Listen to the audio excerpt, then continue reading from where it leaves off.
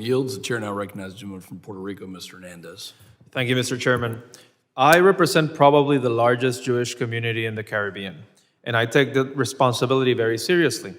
Jewish people deserve to live without fear and with the full protection and support of their government.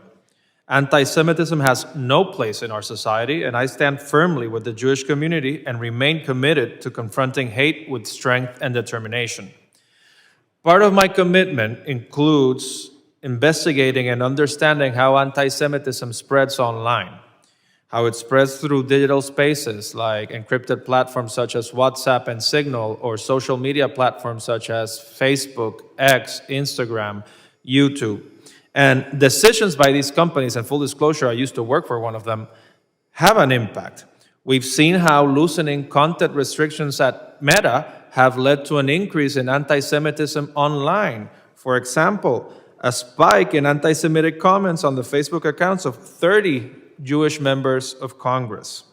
Now, Ms. Raymond, while I disagree with the idea of reforming or changing Section 230, because I believe that Section 230 is what enables content moderation without liability, I think we can find some common ground with some minimum level of oversight, right, of moderation. Do you think that social media companies should reinstate previous policies around hate speech?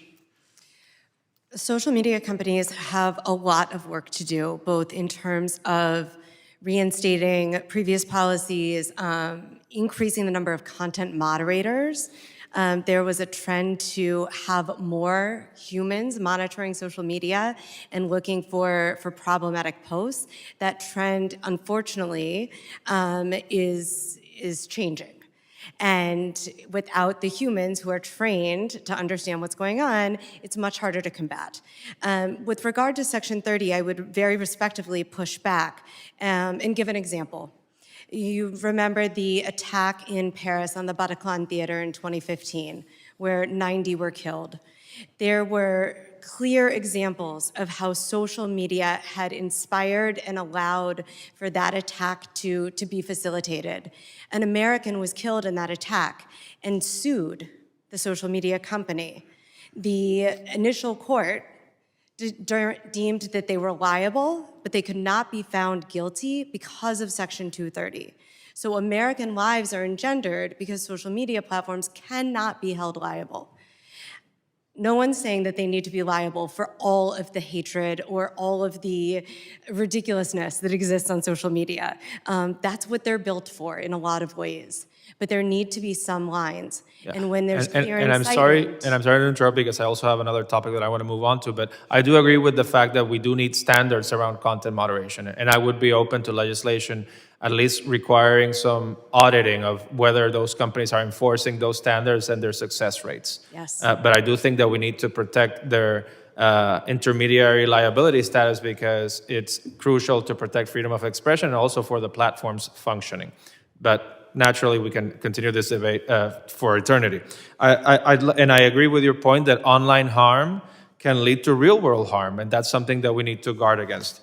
I'd like to switch over to the controversy surrounding Harvard and the limited time I have left. I understand that there is much to be done by universities across the country to ensure that all their students feel safe on campus. But Harvard has implemented several initiatives to ensure that its Jewish and Israeli students feel supported and have a strong sense of belonging. And I disagree with the administration's decision to freeze over $2 billion in critical funding to a university known for groundbreaking research, and using the pretext of failing to address anti-Semitism on its campus is deeply misguided. My question is for Mr. Siegel. Given the ADL's partnership with Harvard to develop tools and best practices for combating anti-Semitism, can you share what measurable impact these initiatives have had so far in supporting Jewish and Israeli students on campus?